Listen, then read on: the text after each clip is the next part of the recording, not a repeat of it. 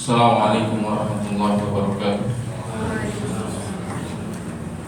Alhamdulillah nahmaduhu wa nasta'inuhu wa nastaghfiruh wa na'udzu billahi min shururi anfusina wa sayyiati a'malina. Man yahdihillahu fala mudilla lahu wa man yudlil fala hadiya lahu. Asyhadu an la ilaha illallah wahdahu la syarika lahu wa asyhadu anna Muhammadan abdullahi wa rasuluh. Allahumma salli ala nabiyyina Muhammadin wa ala alihi wa sahbihi ajma'in. Yaqulu Allah tabaraka wa ta'ala, ya ayyuhalladzina amanu ittaqullaha haqqa tuqatih wa la tamutunna illa wa antum muslimun. Amma ba'd. Fa inna khairal kalami kalamullah wa khairal hadyi hadyu nabiyyina Muhammadin sallallahu alaihi wasallam. Wa inna syarral umuri muhdatsatuha wa kullu muhdatsatin bid'ah wa kullu bid'atin dhalalah. Ikhwani wa akhwati fiddin, a'azzani Allah wa iyyakum.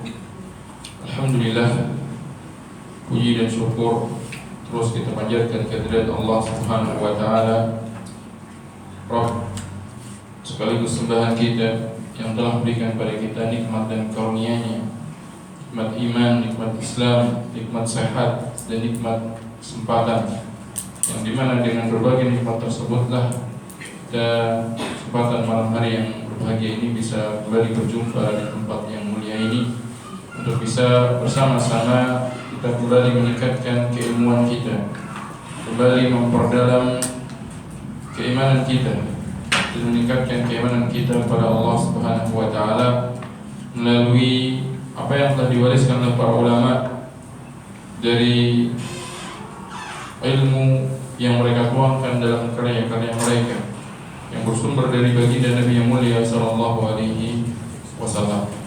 Maka salawat dan salam juga semoga senantiasa tercurah kepada baginda Nabi yang mulia Muhammad sallallahu alaihi wasallam, khairun nas wa sayyidul anbiya, sebaik-baik manusia dan penghulunya para nabi, yang dimana beliau adalah seorang nabi dan rasul yang telah berjuang sedemikian maksimalnya dan dengan perjuangan yang tidak lain tidak bukan melainkan demi kebaikan umat ini, menaikkan amanah yang Allah SWT berikan kepada beliau, sehingga Allah SWT mensifati beliau sebagai seorang yang harisun alaikum bil mu'minina raufur rahim, azizun alaihi ma anittum, harisun alaikum bil mu'minina raufur rahim, seorang yang dia memiliki sifat akan sulit baginya sesuatu yang menjadikan kalian itu merasa kesusahan, dan juga semangat untuk memberikan kebaikan kepada kalian, bil mu'minina raufur rahim, serta memiliki kasih sayang dan kelembutan kepada orang-orang yang beriman. Sehingga kita dapati dari sunnah-sunnah baginda Nabi yang mulia sallallahu alaihi wasallam berbagai banyak kebaikan, berbagai banyak tuntunan, berbagai banyak hal-hal yang apabila kita mengamalkannya dan kita mencontoh hal tersebut dari beliau sallallahu alaihi wasallam, maka akan mendatangkan keridhaan dan kebaikan dari Allah Subhanahu wa taala. Maka ikhwani wa akhwati fiddin, azani Allah wa iyyakum, kembali kita melanjutkan pembahasan yang kita ambil dari kitab Al-Adabul Mufrad Al-Jami' lil Adabi Nabawiyah yang disusun oleh Imam Al-Bukhari rahimahullah taala, berbicara tentang adab-adab yang diajarkan dan dicontohkan oleh Nabi yang mulia sallallahu alaihi wasallam. Kita masuk pada bab yang ke-387, yaitu bab dengan judul Kasratul Kalam, bab tentang banyak berbicara. Allah Subhanahu wa taala menkaruniakan kepada umat manusia ini nikmat berupa lisan, berupa lisan dan bibir yang dengannya dia bisa mengutarakan kata-kata, yang dengannya dia bisa menyampaikan tujuan dan maksudnya kepada orang lain. Sebagaimana Allah SWT berfirman, alam naj'al lahu 'ainain wa lisanan wa syafatain, bukankah telah kami jadikan baginya itu dua mata, dan juga kami jadikan baginya lisan, lidah, dan juga dua bibirnya. Yaitu dengan lidah dan dua bibir tersebutlah seorang bisa mengeluarkan huruf, mengeluarkan kata-kata, dia bisa berkata dan menyampaikan apa yang dia inginkan, mengutarakan apa yang diinginkan kepada orang lain. Maka nikmat ini merupakan sebuah nikmat yang besar dari Allah SWT. Di samping nikmat tersebut pun juga sebagai sebuah ujian bagi manusia. Karena lisan ini ada kalanya akan mendatangkan kebaikan bagi pemiliknya, dan ada kalanya justru akan mendatangkan keburukan bagi pemiliknya. Yang dimana Nabi SAW telah menyampaikan kepada kita, man yadman li ma baina lahyaihi wa fakhidaihi wa rijlaihi adman lahu al-jannah. Barang siapa dia bisa menjamin dirinya akan menjaga hak, menjaga kewajiban yang harus ditunaikan oleh anggota tubuh yang ada di antara kedua rahangnya, itu lisan. Barang siapa dia menjamin akan menaikkan kewajiban yang harus dinaikkan oleh lisannya, menjamin dia akan menjaga lisannya dari hal-hal yang diharamkan, dan juga dia menjaga organ yang ada di antara kedua pahanya, itu kemaluannya, adman lahul jannah, maka Allah akan menjamin bahwasanya dia akan masuk ke dalam surga. Ini menunjukkan bahwasanya lisan, anggota tubuh yang dengan begitu mudahnya kita gunakan. Lisan, anggota tubuh yang tiada hentinya terus kita gunakan dalam sehari semalam, bahkan mungkin lebih sering bergerak dibandingkan anggota tubuh yang lainnya, lebih sering aktif dibandingkan anggota tubuh yang lainnya. Ternyata dia memiliki peran penting, peran untuk mencelakakan seseorang atau peran justru untuk menyelamatkan dia dari siksa dari Allah SWT. Lisan ini, lidah ini akan menjadi suatu yang akan mencelakakan kita. Ketika lisan ini tidak kita jaga, ketika lisan ini tidak kita jadikan dia menunaikan kewajiban yang harus dia tunaikan, tidak meninggalkan hal-hal yang harus dia tinggalkan, maka lisan ini akan menjerumuskan dia ke dalam neraka, justru akan menjadikan dia tersungkur ke dalam neraka. Sebagaimana Nabi SAW pernah bersabda dalam hadis yang lain, "Saqilat fa'umka ya Mu'ad, wa hal yakubun nas fin nari ala wujuhim illa hasaidu alsinatihim." Wahai Mu'ad, bukankah kebanyakan yang melungkupkan manusia, menyungkurkan mereka dalam neraka, tersungkur di atas wajah mereka, melainkan adalah buah dari lisan mereka. Itu apa yang dihasilkan oleh lisan mereka. Yang menunjukkan ada kalanya lisan ini justru menjadi sebuah malapetaka apabila kita tidak menjaganya. Sebaliknya, lisan ini pun bisa menjadikan seorang untuk meraih kebahagiaan apabila dia menjamin. Sebagaimana Nabi SAW bersabda dalam hadis yang tadi kita dengarkan, "Man yadman li ma baina lahyaihi wa baina rijlaihi adman lahu al-jannah." Barang siapa menjamin bahwasanya dia akan menunaikan kewajiban organ yang ada di antara kedua tulang rahangnya, dan menjaga organ tersebut agar tidak melakukan hal yang dilarang darinya, maka aku menjamin baginya surga. Jadi dia akan masuk ke dalam surga. Ikhwani wa akhwati fiddin, azani Allah wa iyyakum. Lisan yang merupakan nikmat dari Allah sekaligus sebagai sebuah ujian yang Allah SWT berikan kepada umat manusia ini, perlu bagi kita untuk menjaganya, perlu bagi kita untuk manfaatnya. Oleh karena itu Imam Al-Bukhari rahimahullah dalam kitab beliau ini yang bicara tentang adab-adab Islam, adab-adab yang sepatutnya dijaga oleh seorang muslim, beliau membawakan bab dengan berikan judulnya adalah babun kathratu al-kalam, bab tentang banyaknya berbicara. Ingatkan kita tentang bahwasanya banyak berbicara akan lebih sering menjerumuskan kita ke dalam kesalahan. Banyak berbicara akan lebih banyak menjerumuskan kita ke dalam ketelinciran dan perbuatan dosa. Sebaliknya, ketika seorang berusaha untuk meminimalisir perkataan yang keluar dari lisan, Tidaklah dia mengatakan kecuali sesuatu yang baik, yang bermanfaat, entah untuk dunia atau akhiratnya. Justru itulah yang menunjukkan tentang ketakwaannya, yang menunjukkan tingkat keimanannya. Sebagaimana Nabi SAW mengkaitkan hal tersebut dengan keimanan. Rasulullah SAW bersabda, "Man kana yu'minu billahi wal yawmil akhir falyaqul khairan aw liyasmut." Barang siapa beriman kepada Allah dan kepada hari akhir, maka hendaknya dia ucapkan khairan, sesuatu yang berisi kebaikan. Aw liyasmut, atau kalau dia tidak bisa untuk menjaga lisannya dan mengatakan sesuatu yang baik, maka lebih baik dia diam. Artinya lebih baik dia memilih untuk bersikap diam dibandingkan apa yang terucap dan tidak dia kontrol apa yang keluar dari lisannya. Ini justru akan mencelakakan dia. Maka hadis tersebut mengingatkan kita tentang pentingnya untuk menjaga lisan, dan agar tidak keluar dari lisan ini kecuali sesuatu yang baik. Dan hendaknya seorang ini tidak lebih banyak berbicara dibandingkan diam, karena makin banyak bicaranya akan semakin banyak laghatnya, akan semakin banyak sarafnya, akan semakin banyak kekeliruan dan kegelincirannya dibandingkan orang yang lebih banyak diam.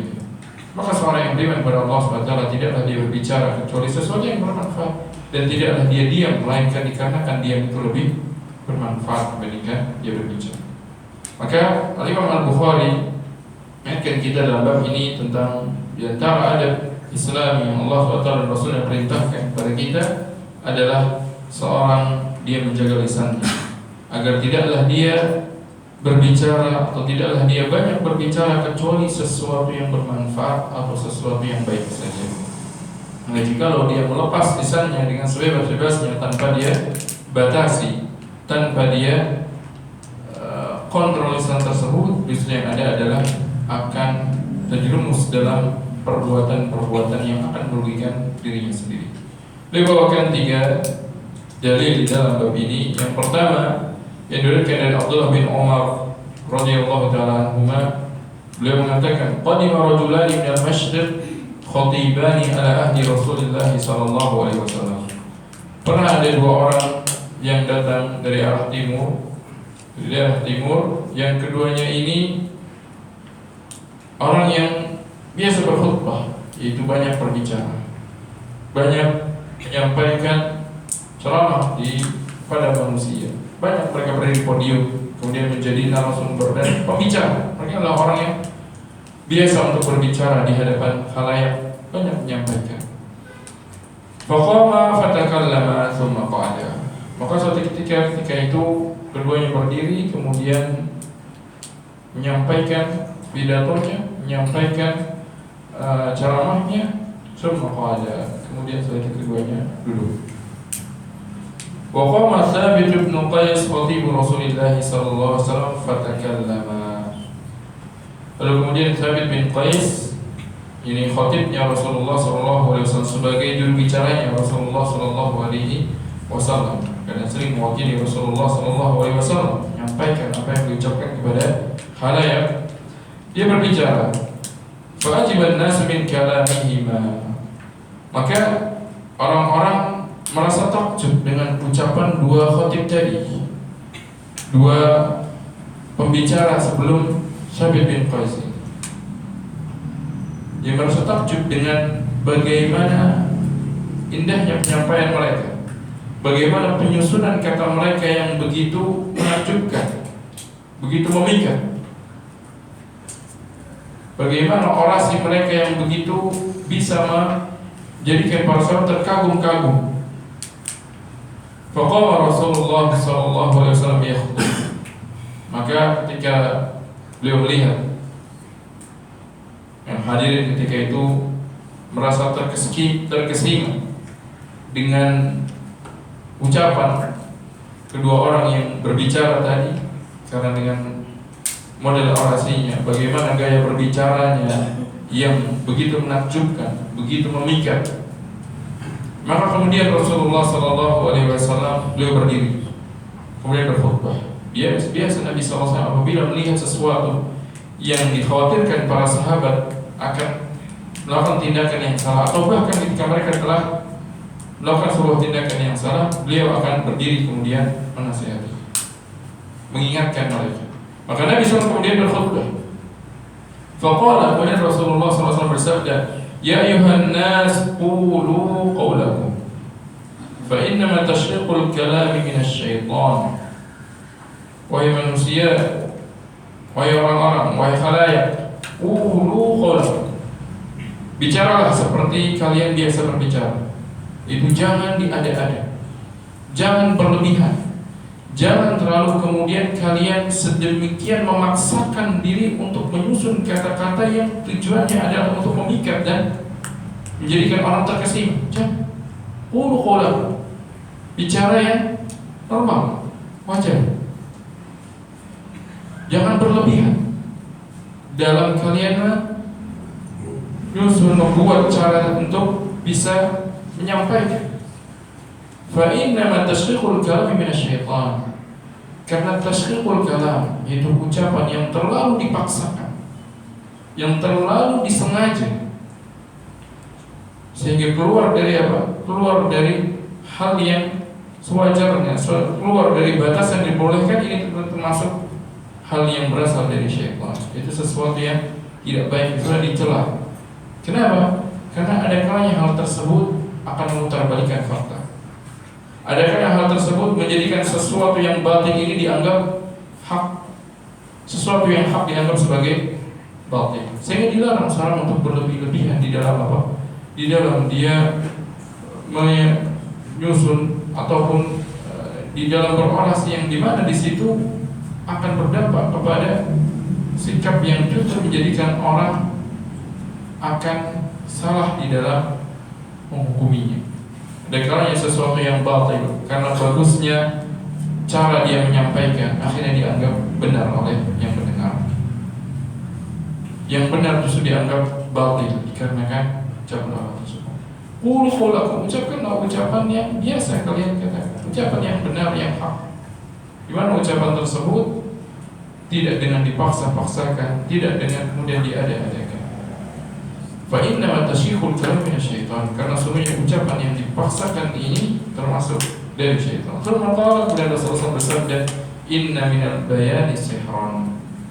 Sesungguhnya dalam penjelasan yang biasa digunakan oleh sebagian orang ini ada yang menjadi sebuah sihir, yaitu menyerupai sihir. Dalam artian dalam retorika orang ketika dia menyampaikan, ada orang-orang yang dia memiliki retorika dalam penyampaian, di mana penyampaiannya ini menjadikan orang terkesima, menjadikan orang kagum, sehingga yang dilihat bukanlah benar apa yang dia sampaikan, tapi yang didengar, yang diambil adalah bagaimana gayanya dia menyampaikan. Sehingga apa? Ketika dia membawanya kepada yang batil, orang akan mengikuti kebatilan. Ketika justru dia akan menghalangi seorang dari kebenaran, orang pun menyetujui bahwasanya apa yang dia kata. Maka yang seperti ini dilarang. Inna minal bayani sihran. Sungguhnya dari retorika orang-orang yang menyampaikan ini, ada orang-orang yang gaya retorikanya, cara dia menyampaikannya ini bisa seperti sihir, di mana sihir ini akan menjadikan orang yang tadinya sehat bisa menjadi sakit. Orang yang tadinya melihat A menjadi yang dia lihat ini B, bisa memanipulasi fakta. Bisa kemudian dia merubah yang hak menjadi yang batil, yang batil menjadi yang hak. Maka yang seperti ini dicela, seperti dilarang. Karena ucapan yang seperti ini termasuk buah dari lisan yang akan menjerumuskan seorang ke dalam neraka. Jikalau tujuan dia adalah sebuah kebatilan, dia ingin memasukkan, ingin merubah yang hak ini menjadi batil, yang batil ini dirubah menjadi yang hak. Waliyadzubillah.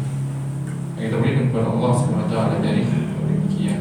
Agar tidaklah keluar lisan kita kecuali sesuatu yang baik, sesuatu yang bermanfaat, sesuatu yang hak, dan tidak ada tujuan atau niatan untuk apa? Untuk merubah sesuatu yang batil itu menjadi sebuah hak, atau sebuah yang hak itu dianggap menjadi sesuatu yang batil. Maka ini menjelaskan tentang larangan atau ancaman dari ucapan yang berlebihan, ucapan yang dimana terlalu dipaksakan, gaya-gaya berbicara yang dipaksakan, sehingga ini bisa berdampak pada berbangga dengan apa yang dia ucapkan sehingga menolak kebenaran atau justru memutarbalikan kebenaran menjadi kebatilan. Ayat yang kedua diriwayatkan dari Anas radhiyallahu taala, dia mengatakan, "Khataba rajulun inda Umar fa aktsara al-kalam." Pernah suatu ketika ada seorang yang dia khutbah, ceramah di sisi Umar bin Khattab radhiyallahu taala anhu. Fa aktsara al-kalam. Kemudian orang itu banyak berbicara. Banyak bicara. Faqala Umar, maka kemudian Umar berkata, "Inna kathatal kalami fil khutab min syaqashiqis syaitan." Sungguhnya banyaknya berbicara dalam khutbah yaitu bicaraan yang tidak berisi kebaikan.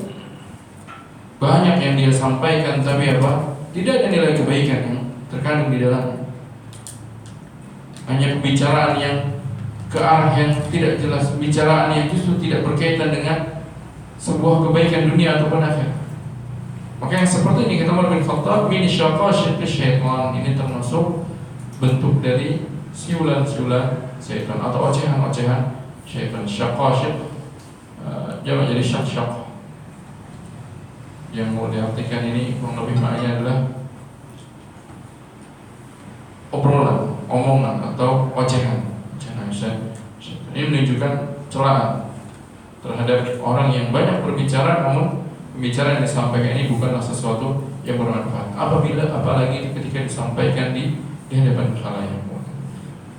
Hadis yang ketiga dari Abu Yazid atau Imam bin Yazid radhiyallahu taala anhu, bahwasanya Rasulullah SAW suatu ketika pernah memerintahkan kepada para sahabat, ijtami'u fi masajidikum.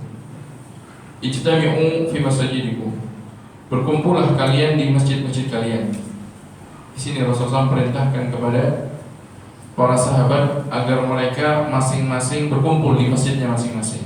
Karena para sahabat mereka pencar-pencar di beberapa tempat, ada beberapa masjid yang biasa mereka lakukan sholat di situ. Tidak semuanya datang ke masjidnya Rasulullah SAW untuk sholat. Ada yang dia sholat bersama kaumnya di masjid.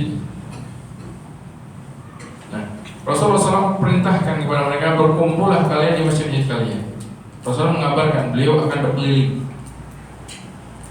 lihat kondisi, kemudian beliau akan sengaja untuk mengunjungi mereka. Sehingga Nabi SAW umumkan, berkumpullah kalian di masjid-masjid kalian. Wa kullama ijtama'a qaumun falyu'dhinuni. Dan apabila sekelompok orang sudah berkumpul, maka beritahukan kepadaku. Itu kalau sudah berkumpul di masjidnya, tolong informasikan. Falyu'dhinuni. Fa'atana awwala man ata fajalasa. Maka akhirnya beliau mendatangi kami, kata Abi Yazid. Maka Rasulullah mendatangi masjid kami. Kami sudah berkumpul di masjid kami, kemudian beliau mendatangi masjid kami. Fajalasa, lalu beliau duduk. Beliau sengaja ingin mendengar, ingin melihat bagaimana para sahabat radhiyallahu anhum ketika itu.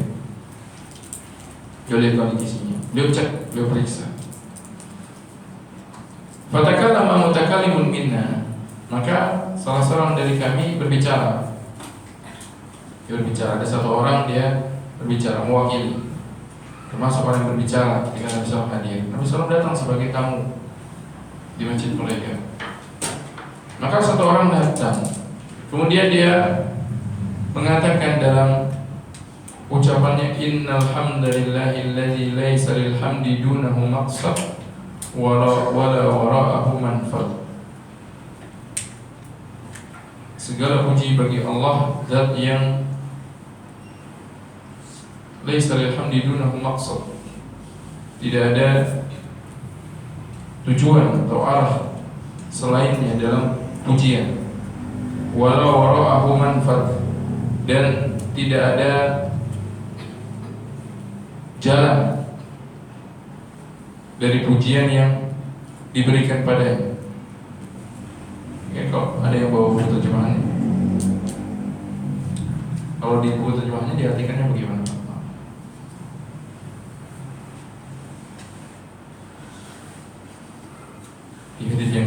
asar yang ketiga, segala puji bagi Allah, zat yang semua pujian itu berakhir padanya. Sesungguhnya segala pujian yang bagi Allah yang tidak ada pujian selain untuknya, memiliki tujuan dan tidak berlaku di belakangnya. Berlaku di belakang.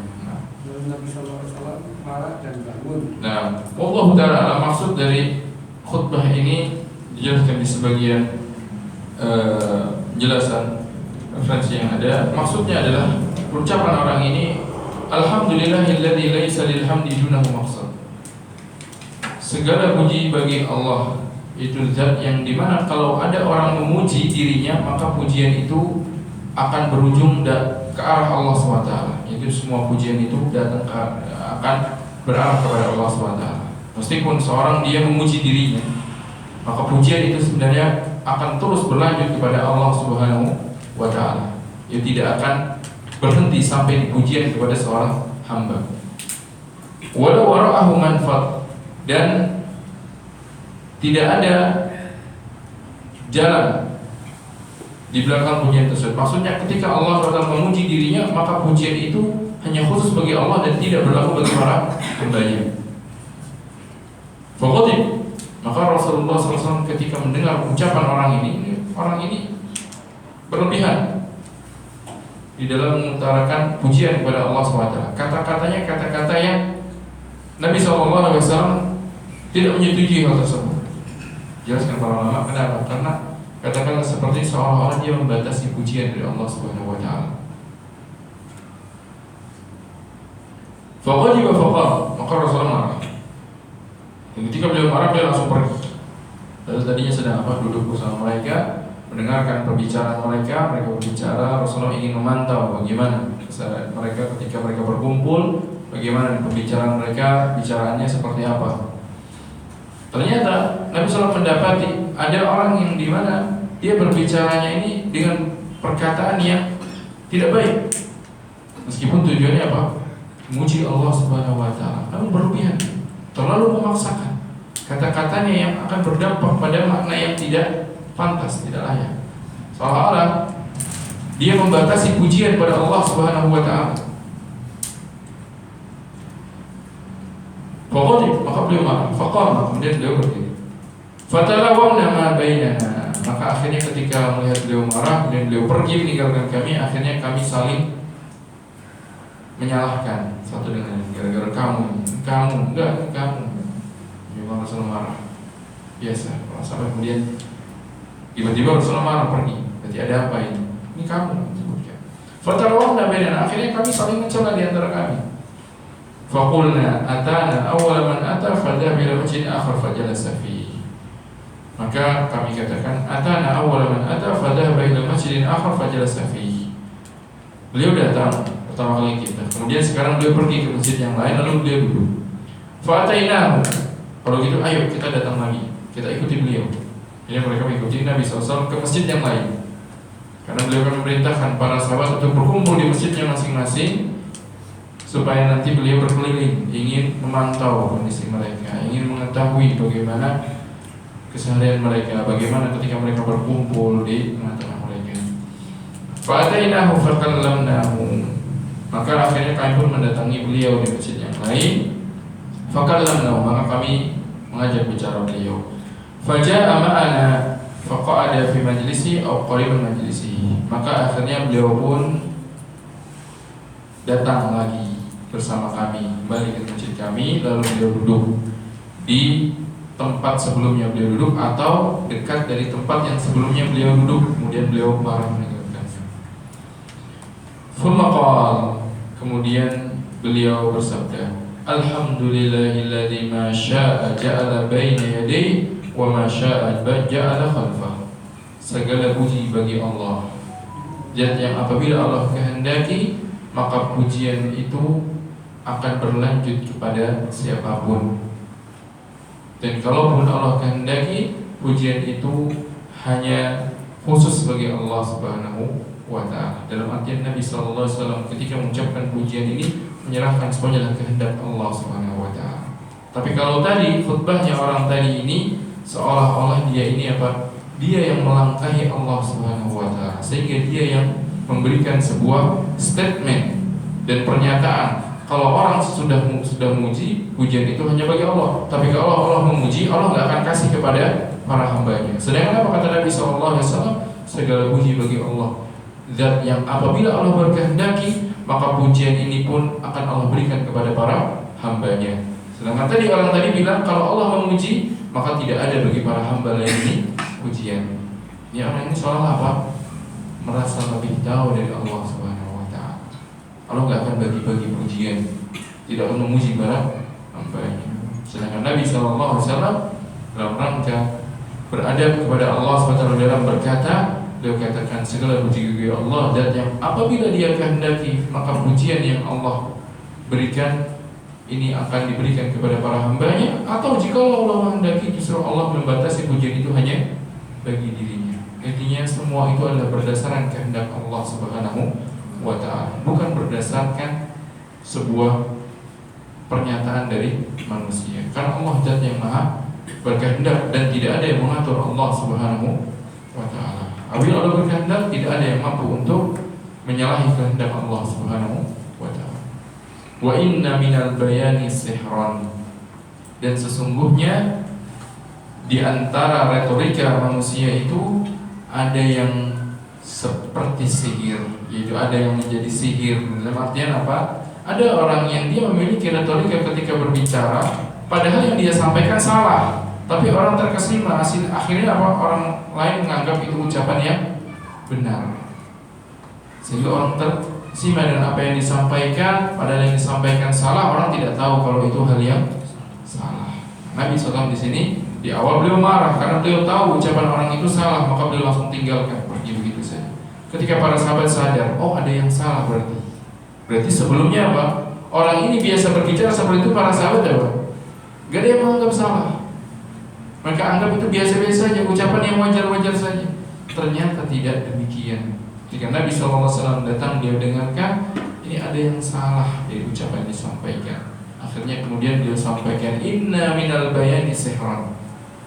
Sungguhnya dari penjelasan retorika orang ini ada retorika yang menjadikan orang terkesima, orang tersihir, sehingga gak sadar kalau ada sebuah kesalahan yang sedang disampaikan di tengah-tengah mereka. Ada sebuah perkara yang tidak pantas yang ditanyakan di tengah mereka, sehingga seolah-olah ini hal yang baik, semuanya menyetujui. Inilah sebuah hal yang terkadang kita pun tidak menyadari karena kagum dengan gaya penyampaian, bukan menilai dari isi yang disampaikan. Makanya seperti tidak boleh seorang berlebih-lebihan, tidak boleh seorang dalam menilai seorang itu menilai dari apa? Dari sekedar menilai gaya penyampaiannya atau bagaimana cara dia menyampaikan. Namun kenali al-haq, kenali kebenaran, sehingga kita mengetahui siapa yang berada pada kebenaran, siapa yang dia menyimpang dari kebenaran. I'rifil haq ta'rif ahli. Kenali al-haq itu sendiri, maka Allah kenali siapa orang yang berada di atas al-haq.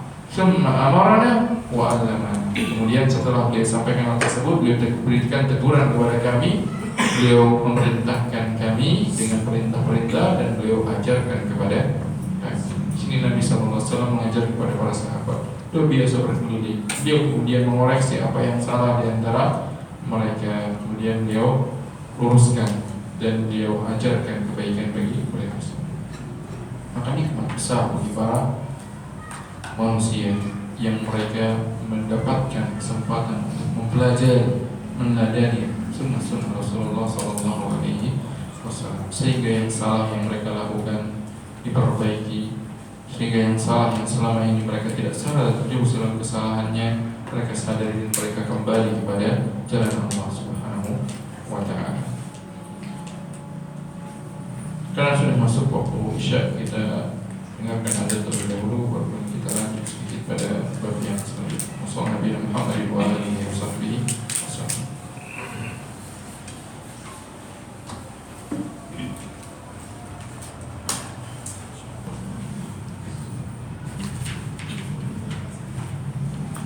Alhamdulillah, wassalatu wassalamu ala Rasulillah wa ala alihi wa sahbihi wa man wala, amma ba'd.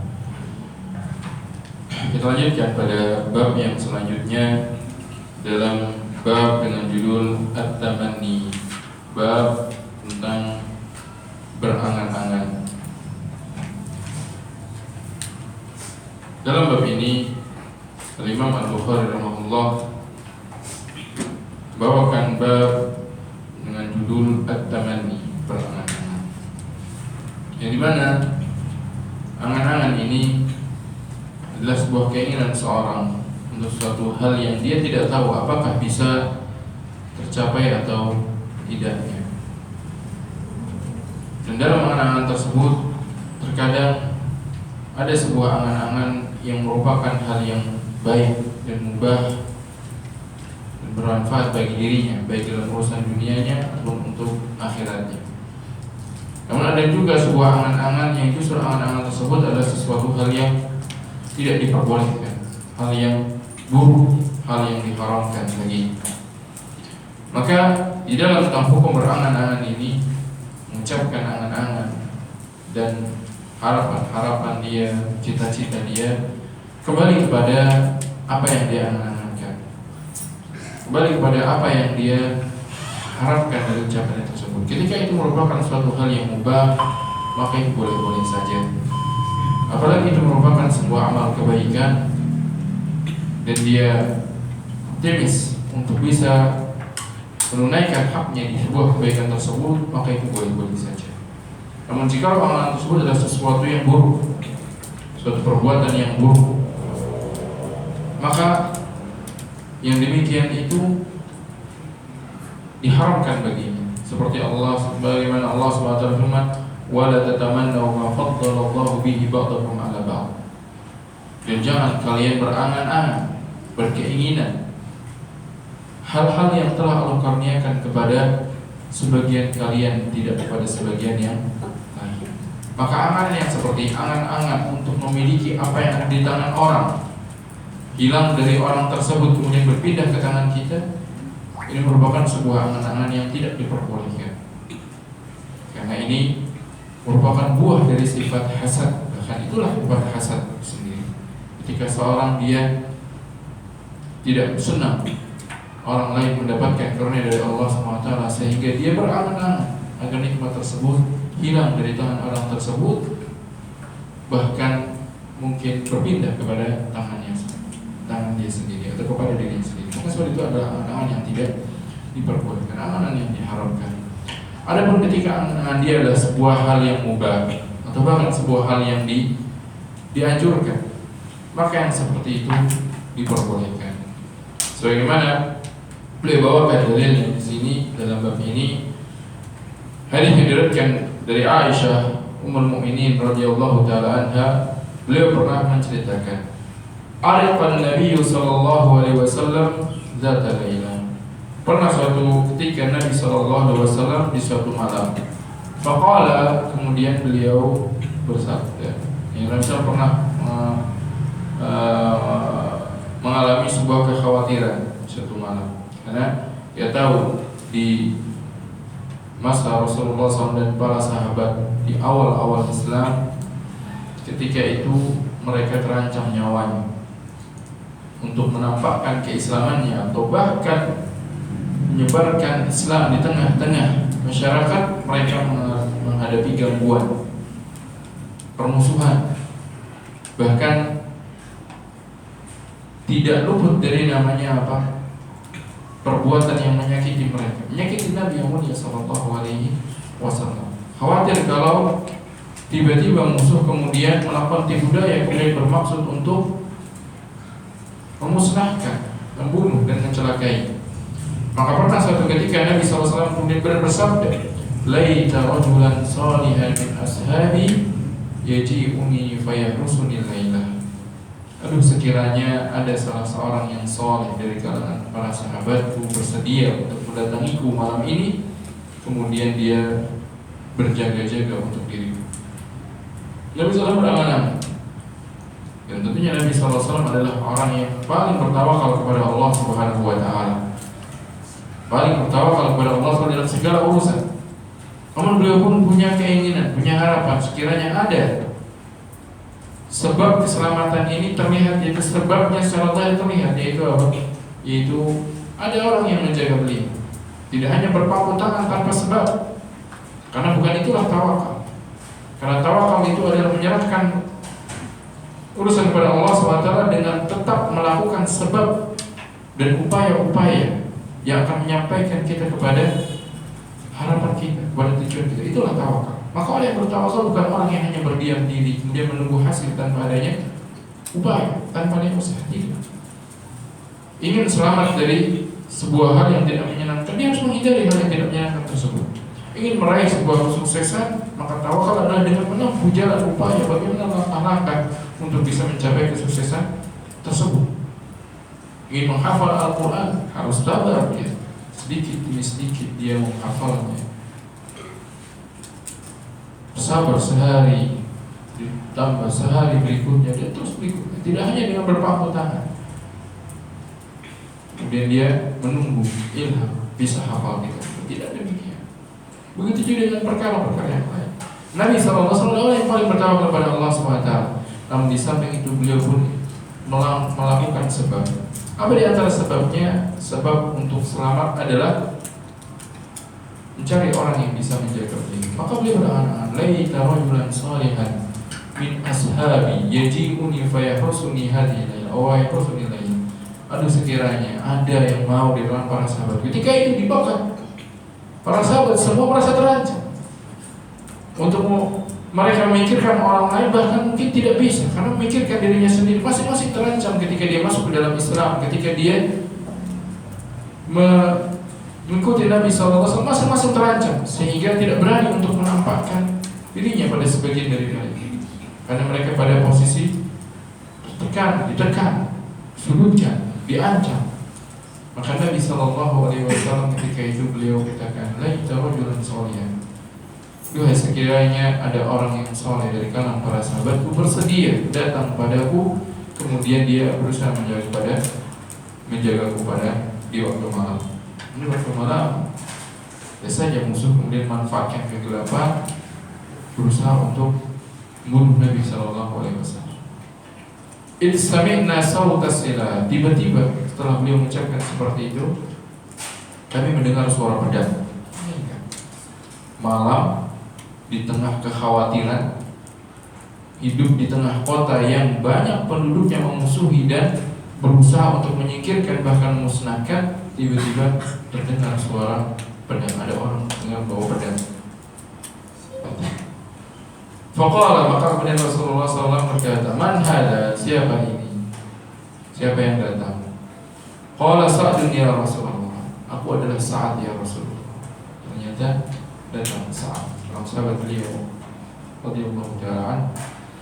Dia katakan, jitu ahrusuk, aku datang untuk menjaga. Nabi SAW tidak meminta, Nabi SAW tidak menyampaikan ini kepada para sahabat. Dia berangan-angan dan tidak dengar. Ternyata Allah SWT sampaikan angan beliau ini kepada para sahabat, sehingga disebutkan pada yang lain, saat ini merasa di malam itu tidak enak.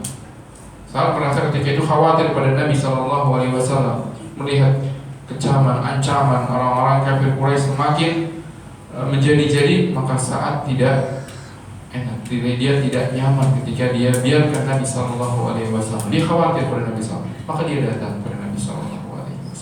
Lihat bagaimana Allah Subhanahu Wa Taala menyampaikan maksud kita tanpa kita bicara langsung kepada orang tersebut. Demikianlah kuasa Allah Subhanahu Wa Taala ketika seorang bertawakal kepada Allah Subhanahu Wa Taala, ketika dia menyerahkan urusannya kepada Allah Subhanahu Wa Taala, ketika dia bertakwa kepada Allah Subhanahu Wa Taala, maka Allah akan mudahkan jalan, Allah akan buka rezeki, Allah akan mudahkan segala urusan, asalkan dia menjaga hak Allah Subhanahu Wa Taala.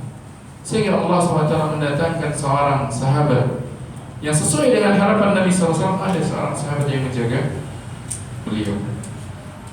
Bagaimana pernah berlalu pada beberapa bab yang lalu, di mana beliau bawakan bab dengan judul sebuah syair ketika Nabi SAW bersyair bersenandung, wa ya'tika minal akhbari ma lam tuzawwidihi.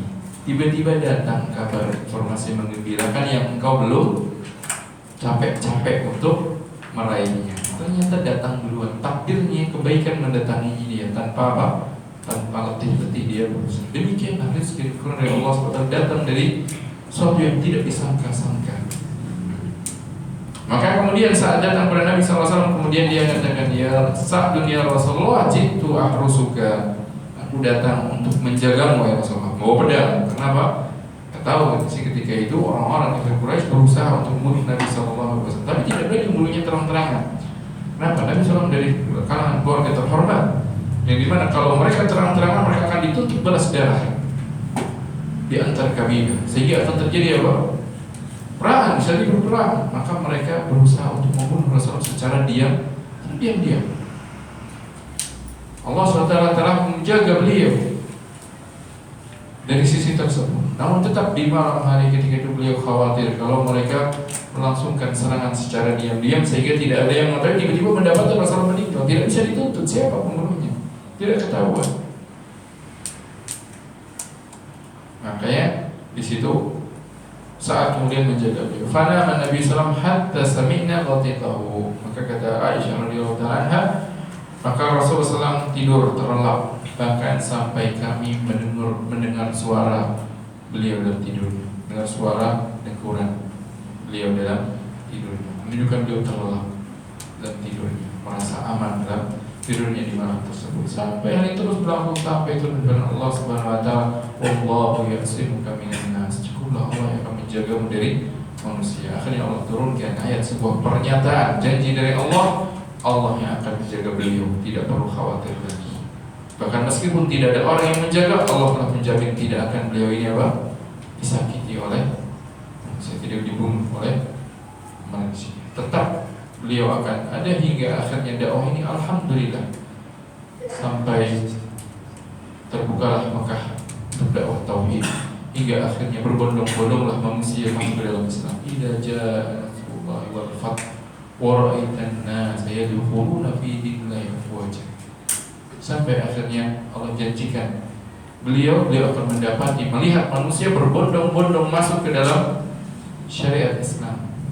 Maka disitulah kemudian nanti akan mendekati akhir dari masa beliau berada di kehidupan dunia. Adapun sebelum terjadi hal tersebut, Allah janjikan beliau akan tetap dijaga oleh Allah, tidak akan ada seorang pun yang berhasil untuk membunuh Nabi Sallallahu Alaihi Wasallam. Maka saat itu Nabi Sallallahu tidak mengizinkan, tidak perlukan lagi ada sahabat yang berlatih-latih menjaga beliau di malam hari. Sudah Allah SWT yang menjanjikan untuk menjaga beliau. Buah dari tawakal kepada Allah Subhanahu wa ta'ala. Maka dari bab ini, dari riwayat ini, dari hadis ini, Imam Al-Bukhari menyampaikan bahwasanya apa? Angan-angan yang terucap dari lisan seseorang, kembali lagi kepada lisan, karena angan-angan ini terkadang terucap oleh lisan. Selama angan-angan tersebut ada suatu hal yang mubah, sesuatu hal yang boleh, suatu hal yang tidak berisi perkara-perkara yang haram, bukan merupakan perbuatan yang dilarang oleh Allah Subhanahu wa ta'ala, maka boleh-boleh saja seorang berangan-angan. Namun jangan hanya menjadi sebuah angan-angan. Upayakan itu menjadi sebuah kenyataan dengan cara melakukan upaya, melakukan usaha agar bisa tercapai apa yang diangan-angan. Semoga Allah menjadikan kita termasuk orang-orang yang bisa menggapai sukses dunia dan akhirat, meraih angan-angan kebaikan yang kita harapkan, sehingga kita termasuk orang-orang yang juga mendapatkan kemuliaan di sisi Allah Subhanahu wa ta'ala.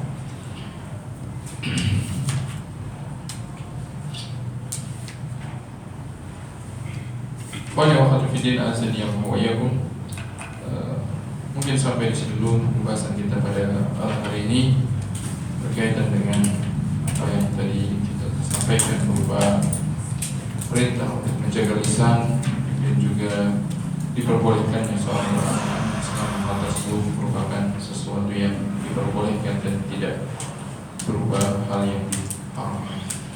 Wassalamualaikum warahmatullahi wabarakatuh. Silakan jika ada yang bertanya.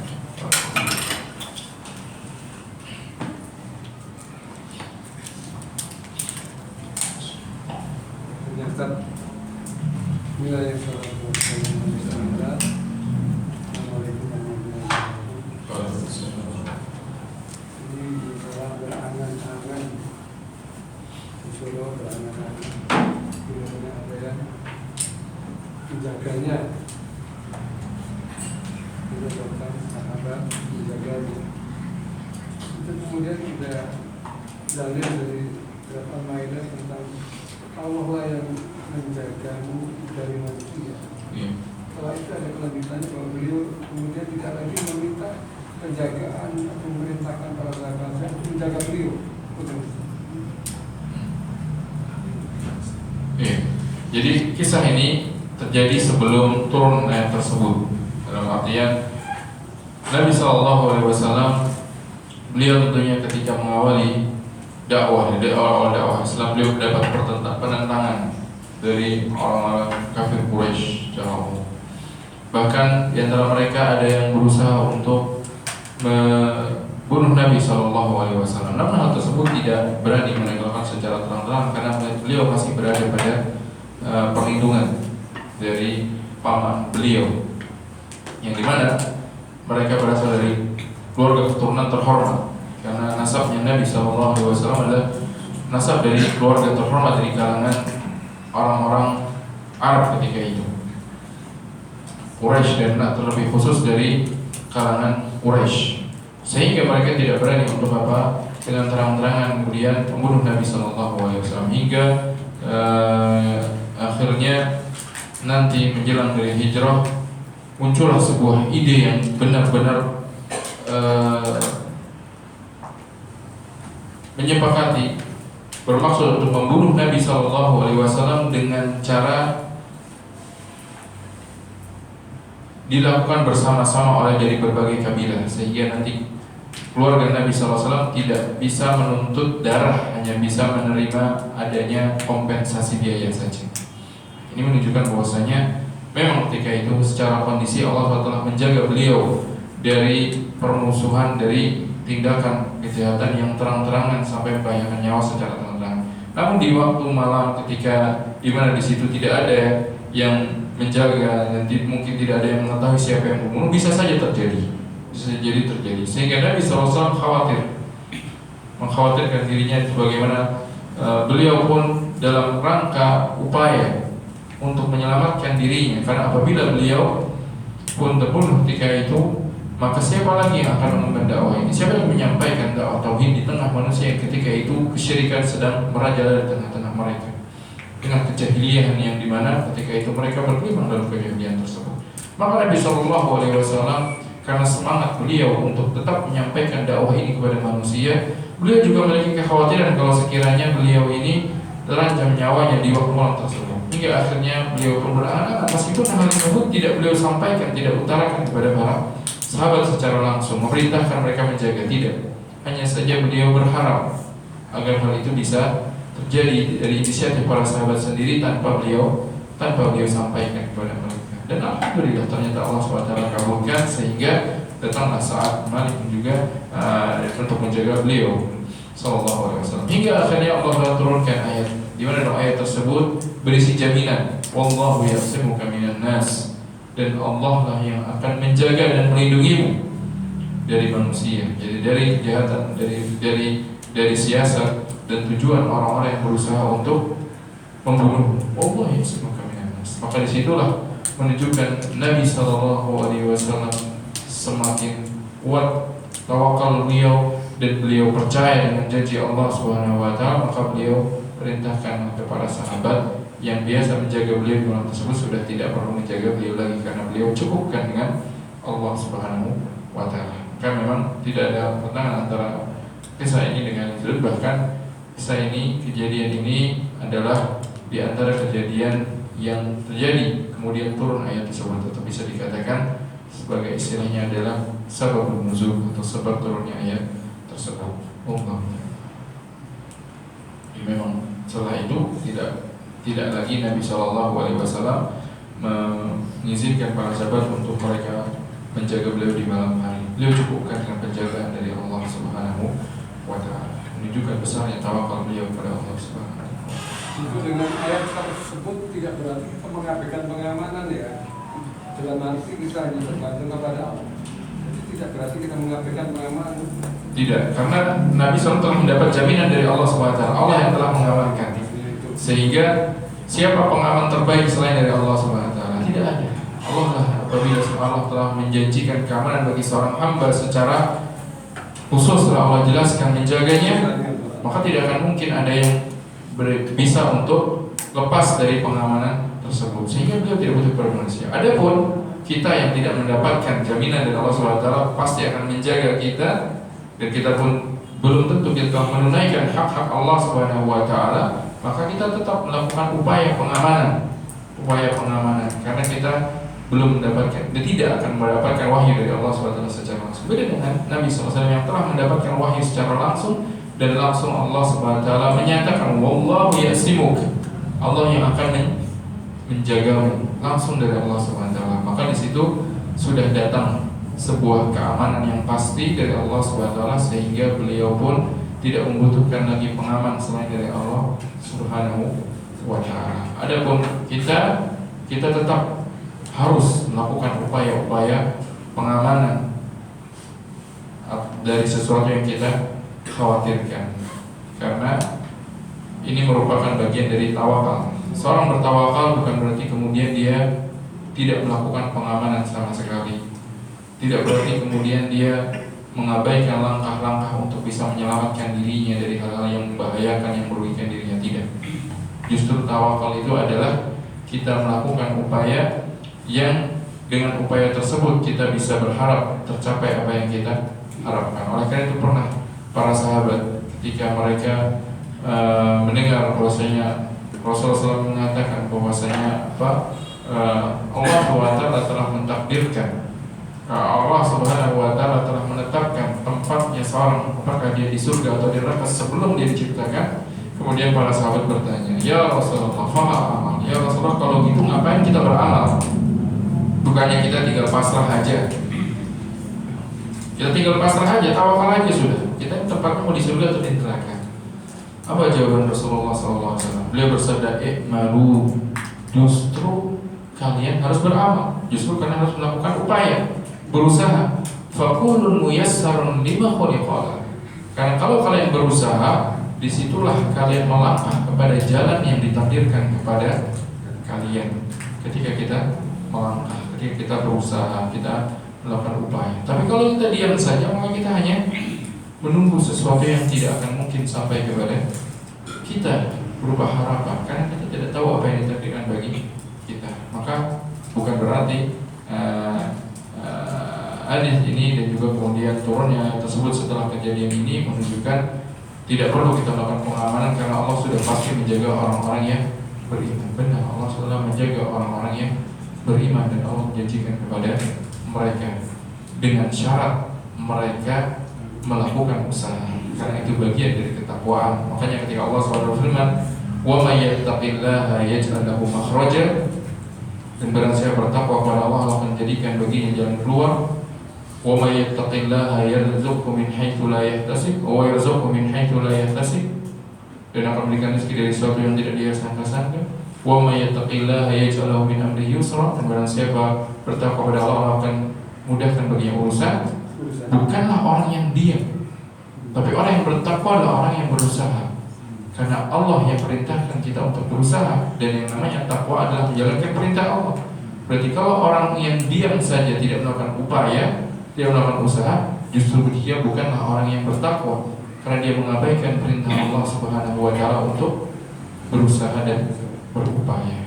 Maka hakikat ketakwaan itu adalah dengan berusaha menggapai apa yang kita harapkan, dengan tetap berada pada koridor syar'i, yaitu upaya yang dilakukan bukanlah upaya-upaya yang haram, upaya yang halal, upaya yang mubah, bahkan upaya yang disyariatkan.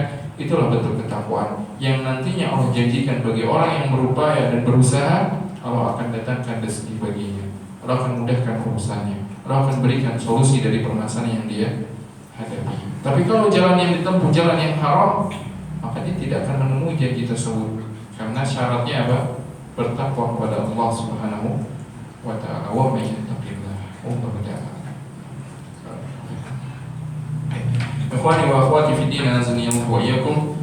Demikian yang bisa kita bahas pada pertemuan malam hari ini. Semoga apa yang kita dengar dari untayan yang ada dan akar-akar yang telah dibawa oleh Imam Bukhari di sini menambah keimanan kita, meningkatkan keimanan kita kepada Allah SWT, menambah keilmuan kita, memperdalam pemahaman kita tentang agama yang Allah SWT syariatkan kepada umat manusia ini. Serta semoga Allah SWT menjadikan kita termasuk orang-orang yang bertakwa dan istiqamah di atas ketakwaan kepada Allah SWT, menjadikan orang-orang yang dimudahkan urusannya dalam segala kebaikan dan diberikan keberkahan dalam setiap waktu dan amalan yang kita lakukan. Wassalamualaikum warahmatullahi wabarakatuh. Subhanakallahumma bihamdik, asyhadu an la ilaha illa anta, astaghfiruka wa atubu ilaik. Wa akhiru da'wana alhamdulillahi rabbil alamin. Wassalamualaikum warahmatullahi wabarakatuh.